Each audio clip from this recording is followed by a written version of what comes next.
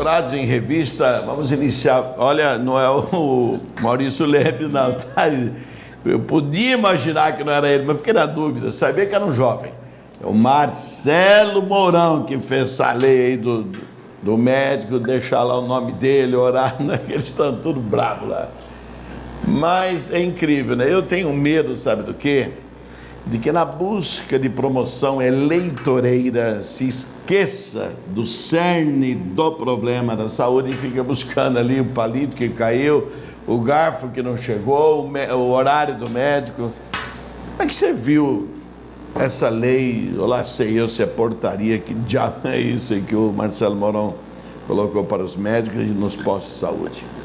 Olha, professor Benê, essa lei eu participei do trânsito dela na casa por duas razões. A primeira, porque eu sou presidente da Comissão de Constituição, Justiça e Redação.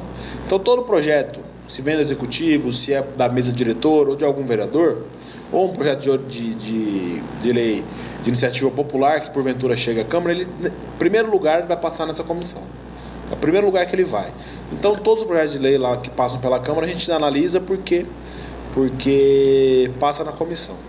E nessa comissão nós analisamos tão somente o perfil constitucional da lei ou não, se ele não fere algum dispositivo que impeça a tramitação dele. Nós vamos no mérito da questão, porque o mérito quem resolve é o plenário, né? Nós resolvemos a questão da constitucionalidade. E sobre esse projeto a gente teve um debate acerca da possibilidade dele, e no final a tese de que ele deveria caminhar, depois passar na Comissão de Saúde, nas outras comissões da Câmara pertinentes a ele, chegaria venceu. ao plenário. Aí chegaria ao plenário como de fato chegou. E no plenário a discussão, eu acho que nós às vezes pode ter desvirtuado um pouco. O objetivo nunca foi encurralar os médicos, né? O espírito da lei não é esse. Eu conheço o vereador Marcelo Mourão, ele é um moço de boa índole. Até o senhor pode trazer ele um dia aqui para falar sobre essa lei. Já teve duas. Da lei. Fala assim, não, que ele já teve aqui, eu sei. Mas para falar sobre a lei. Ele botar um médico aqui. Trazer um médico, trazer ele. E eu, pelo que conheço dele, ele não vai se furtar o debate. Ele vai comparecer e vai sustentar a posição. Mas o que acontece é o seguinte: a saúde, como nós falávamos no intervalo, ela é um problema endêmico, é de difícil solução. A demanda não acaba. Você pode mexer que a demanda não acaba. E o profissional da saúde mais sensível a isso tudo é o médico. Porque as pessoas... Você acaba levando sempre a paulada, coitado. E o médico sem o enfermeiro, sem depois o farmacêutico para entregar o remédio, que hoje tem bastante remédio, né? Eu tenho ido constantemente à central de atenção farmacêutica, conversado com o Dr. Luciano, que é o chefe. Então hoje 90% da tabela de remédios que o poder público oferece tem na cidade, né? Então está faltando pouco, já está licitado. Precisa do recepcionista para preparar a ficha, claro, tirar o prontuário, mas acaba explodindo sempre no médico. O que acontece? Então, Alain, e já te interrompendo, por que não fizeram para todo mundo, então? Horário de trabalho de todo mundo? Porque, segundo ainda o projeto, e eu quero aqui defendendo a possibilidade do Marcelo estar aqui, o profissional recepcionista, o profissional enfermeiro, o profissional farmacêutico, quase sempre, não é totalidade, quase sempre não trabalha em mais de um lugar como plantonista, ou como no horário do expediente normal. O médico, por sua vez, em virtude da escassez de profissionais da área, aqui e no Brasil inteiro, acaba fazendo um plantão aqui, depois um plantão no Cachoeirinha, no Santa Rita, em Itaporã. Acontece muito isso, né? E essa lei tem o objetivo simplesmente de informar se há médico ou não. Eu lembro que quando o Marcelo usou a tribuna para justificar a lei, ele falou que essa lei nasceu da experiência que ele teve um dia no PAN. Que ele chegou no PAN para ser atendido e não sabia se tinha médico, se tinha enfermeiro, e a recepcionista não informava. Porque ele não sabia se ela era mandada a fazer isso, ou se era por razões próprias dela, mas ela não informava quantas pessoas tinham na frente, se havia ou não havia médico. E o espírito da lei para o Marcelo é muito mais proteger o médico, porque se sabe que tem só o Dr. Benê Cantelli, só está um atendendo e tem 40 pessoas, o cidadão que é o 41º na fila sabe que só tem um atendendo e faltam 40 para chegar nele. Não vai ficar lá vilipendiando o médico, falando que não atende, que demora. Posto, quem sabe, então, pode procurar outro atendimento. Então, a ideia é, se há 3 ou 4 médicos, informar quem são, para a pessoa saber. E isso é uma falha do serviço público de uma maneira geral. Hoje à tarde, na Procuradoria da Câmara Municipal, eu fui consultar os nossos procuradores lá acerca da possibilidade de eu quero fazer uma emenda à lei de uso do solo, que é uma outra questão. Fui conversar com eles e falávamos sobre isso. O serviço público, a pessoa, muitas vezes, falta orientação. Saber o que ela vai buscar em determinada repartição, saber se aquele é o local adequado, o tempo que o processo demora para retirar uma árvore, por exemplo. Aqui no Dourados isso melhorou muito, né? Aquela central do cidadão ali do lado do Jornal Progresso tem facilitado muito a vida das pessoas, mas é preciso fazer mais, né? O cidadão, na verdade, ele é o detentor dos serviços públicos, né? Ele que precisa do serviço público. A prefeitura deve ser um facilitador e não um burocratizador, né? Diminuir o papel, diminuir a burocracia é bom, porque a gente pensa a prefeitura como uma empresa, professor Bené. E o objetivo não é o lucro pecuniário. 6 mil funcionários, hein? Pensar como uma empresa em que o lucro é o bem-estar do cidadão. Pensar o bem-estar do cidadão como lucro, priorizar o bom atendimento, para que a pessoa, quando vai ao balcão precisar de um serviço da prefeitura, que ela está despenteando tempo de outra atividade, ou ela saiu do trabalho, ou ela tinha que estar limpando a casa e não está, ou ela tinha que estar trabalhando e saiu para poder ir até a prefeitura ou algum outro órgão para buscar um serviço. Então, ele tem que prestar um serviço de qualidade e com rapidez, né? Eu fiquei sabendo de uma norma que, na verdade, não sei se a origem dela é do secretário de Saúde, Nogueira, ou se foi do próprio Murilo, que é o seguinte: antigamente pagava-se o médico pelo tempo, né? E agora parece que vão pagar por procedimento. Aí o camarada vai te contar, vai ter como escapar, né? Vai ter que trabalhar, essa orientação, eu também já ouvi falar sobre ela, mas eu não sei. Não chegou ainda.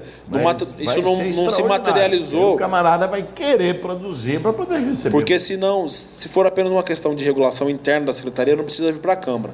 Agora, se for alterar o PCCR, né, o Plano de Cargos, Carreira e Remuneração dos Profissionais de Saúde, se for ter alguma alteração orgânica, tem que passar pela Câmara. Se for apenas institucional interna, de delegação de serviço, a Secretaria tem competência para aquilo. Então, eu não sei falar para o senhor em que ponto mas já ouvi falar sobre isso.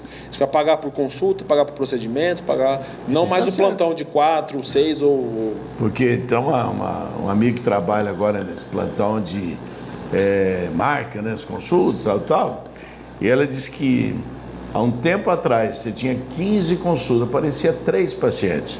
Os médicos estão lá, né? Vem, tá lá. Agora, do jeito que foi agendado, que se o camarada liga para a família, olha, amanhã é o dia que você tem a consulta. Se chegar atrasado, eu vou marcar para daqui a 2 meses, hein?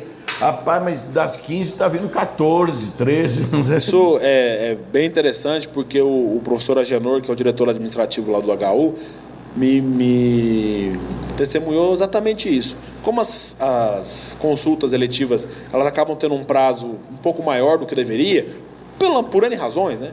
Que não é culpa de ninguém especificamente, é culpa de todo um contexto. A consulta para daqui 2, 3 meses, quando vai no dia, o médico está lá, a estrutura do HU está lá, a recepcionista está lá, o médico está lá, o cara não vai. Ou o cara deu um jeito de pagar um particular, ou foi num posto, ou foi em outra cidade, e não avisa. Outro lugar. E não avisa. Isso é um problema muito sério, que chega à casa dos 30%, segundo o professor Agenor. Ah, mas dava mais, dava bem mais, a menina falou. Loucura. Um caso sério. Aquela tua ideia que se faz evidente, cria-se, né? Uma questão assim, eu vou ser o vereador tal, porque eu vou fazer isso. Você encontrou facilidade, está encontrando dificuldade. Como é que você está vendo esses 3 meses aí na Câmara?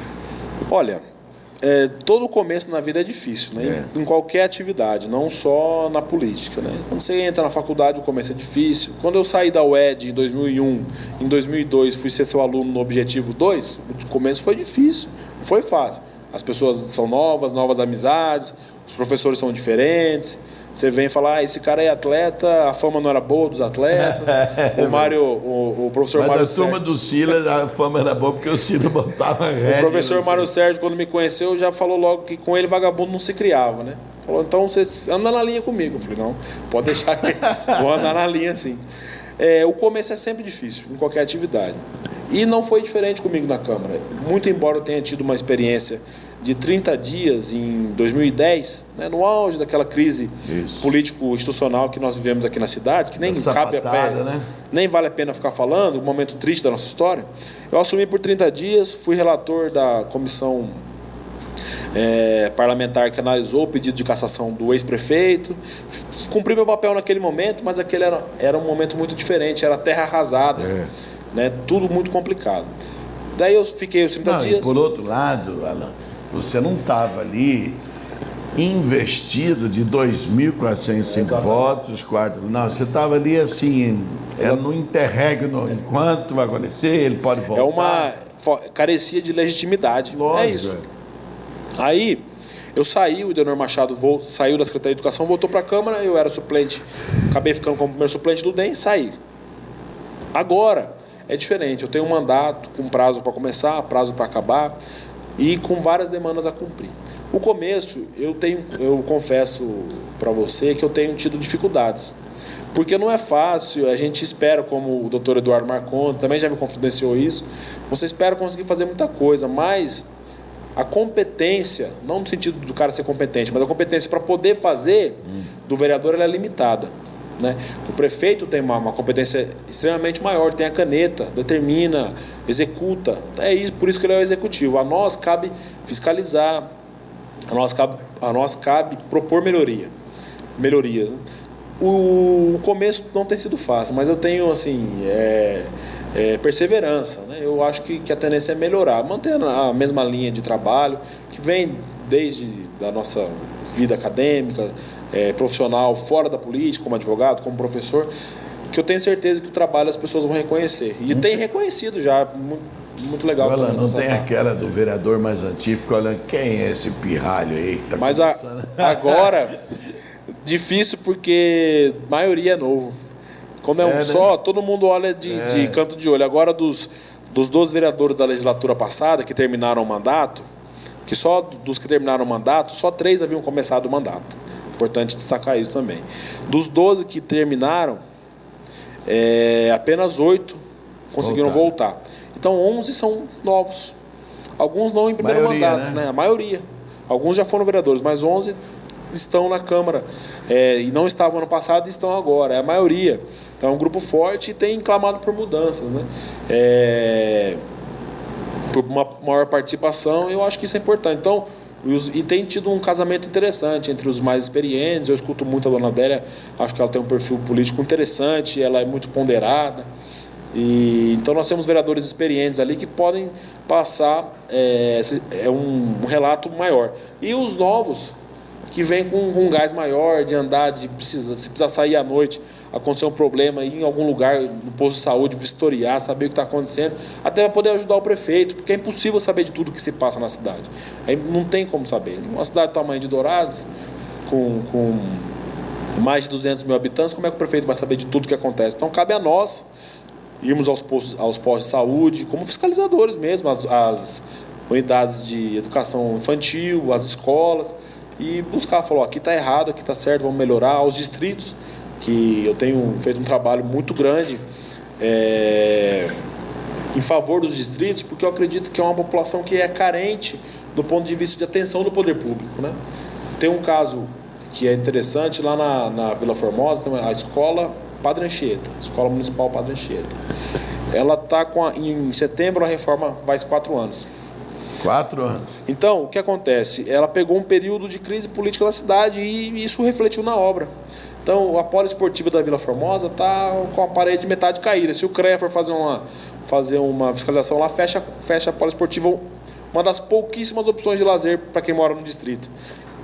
Da mesma forma, no distrito do Itaú, né, que eu tenho um carinho especial por aquela terra. Então, é difícil, mas eu todo dia reúno novas energias com a minha família, com o pessoal que trabalha comigo, que está me acompanhando aqui, e com gente como o senhor, que eu sei que acredita muito no nosso trabalho. Então, eu estou me renovando para Tanto acredito que eu sei que você vai buscar logo na Assembleia Legislativa, não é verdade? Existe a possibilidade, né, professor? Essa votação que eu tive me credencia a isso.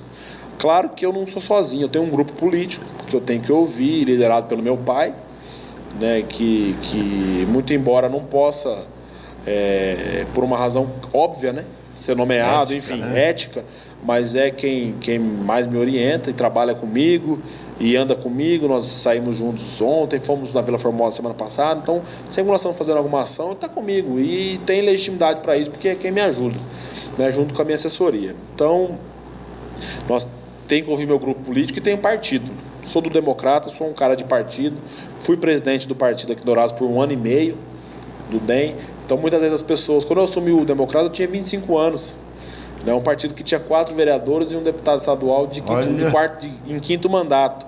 Então, muitas vezes, alguns filiados também olhavam com desconfiança. Mas, infelizmente, o Saulo Ramos morreu. O senhor conhece bem, foi procurador-geral, advogado-geral da União, na época do Sarney.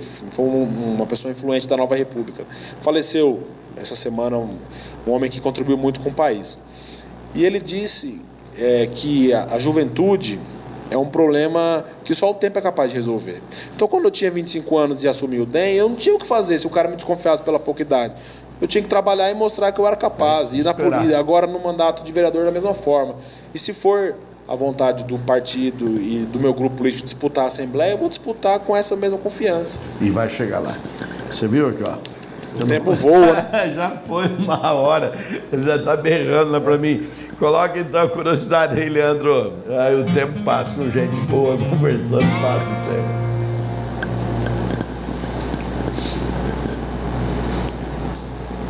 Troque os testes em animais por pedófilos e assassinos. Faz tempo que era para fazer isso aí, viu?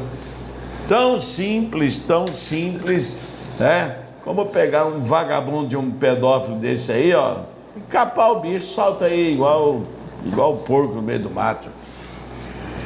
E eu queria, Leandro, se fizesse o carinho de colocar para nós aí outra vez as fotos da Letícia. Vamos lá então.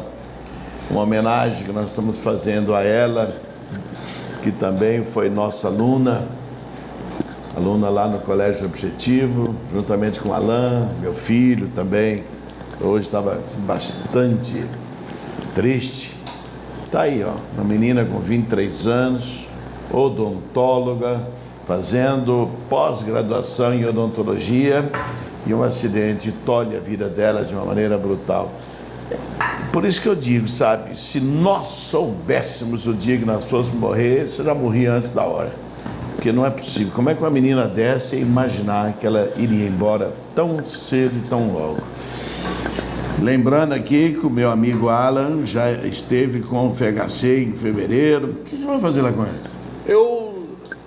Quem gosta de futebol, tem uns ídolos, né? Gosta de basquete, tem aquele cara que você se espelha. O primeiro presidente que eu acompanhei, se elegeu em 94, eu tinha 9 anos, foi o Fernando Henrique Cardoso. Eu sempre tive ele como não querer ser igual a ele, claro, mas assim, como um referencial político para mim, pessoalmente. Em novembro do ano passado, eu mandei um e-mail, depois da eleição, outubro, para o Instituto FHC. Eu falei, eu gostaria de conhecer o Fernando Henrique, gostaria de ter uma audiência com ele, para conversar sobre a minha cidade, minhas experiências e ouvir dele.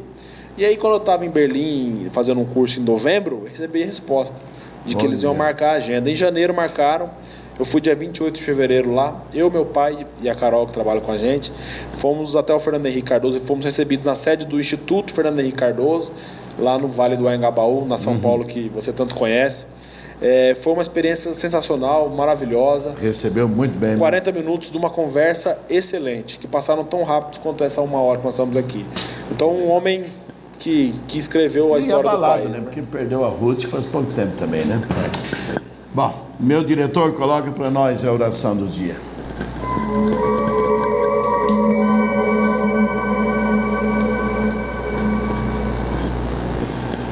Peça a Deus que abençoe os seus planos e eles darão certo. Isso está em Provérbios 1, é isso? 16. 16, dá para enxergar aqui? 16:3. Olha que interessante, hein? Peça a Deus que abençoe os seus planos e eles darão certo. Muito apropriado para você, hein, Alain? Certo? Todos os seus planos políticos, não só em nível do universo da Câmara, mas no universo da sua vida, em pretender chegar a horizontes mais altos. E eu tenho certeza que com o apoio que Deus te dará por você ser um menino honrado, trabalhador, e eu sei que é trabalhador, basta ver 2 faculdades quando a maioria dos vagabundos não consegue fazer uma. Então, fico feliz, sabe, são aqueles frutos que a gente viu ali, que a gente teve uma pequena participação, mas teve, e hoje deixa a gente assim, engalanado de alegria, orgulhoso, como seu pai, né? Deve ter um orgulho danado de você. Quero pedir novamente a Deus que seja condescendente, misericordioso com essa família, Frazão, pela morte súbita dessa menina. Logo eles que são extremamente religiosos. Aí tem aquelas pessoas que dizem, poxa vida, logo por que eles sendo religiosos é assim? Infelizmente nós não temos a mentalidade oriental daqueles, por exemplo, como os japoneses, que sabem que a nossa vida aqui é uma passagem, que o bom mesmo é ir para lá. Por isso choram quando nasce uma criança e festejam quando vai embora. Então, na verdade, se nós tivéssemos um pouquinho de fé, mas só um pouquinho, nós saberíamos que a Letícia já está vivendo uma glória extraordinária, onde lá, além de ser feliz, ela tem a certeza de uma coisa, será eternamente daquele jeito. Porque aqui nós temos aí nossas alegrias e a gente já fica pensando, caramba, e quando que vai ser o próximo tombo? Lá não tem isso. Então que Deus console essa família, console a todos nós e que Ele seja realmente misericordioso. A todos os nossos teleassinantes, uma boa noite e o convite, 23 horas. E amanhã, 7 horas da manhã, nós vamos ter esse bate-papo gostoso, saudável, que você não vê o tempo passar de jeito nenhum. E assim é que nós queremos uma política renovada, de pessoas com ética, que entram lá dentro com vontade de fazer e que nunca, sob qualquer pretexto, se corrompam como aqueles que enojaram a nossa cidade. Até o encontro, às 23 horas, com agradecimento a você, Alain, nós nos despedimos com muito boa noite.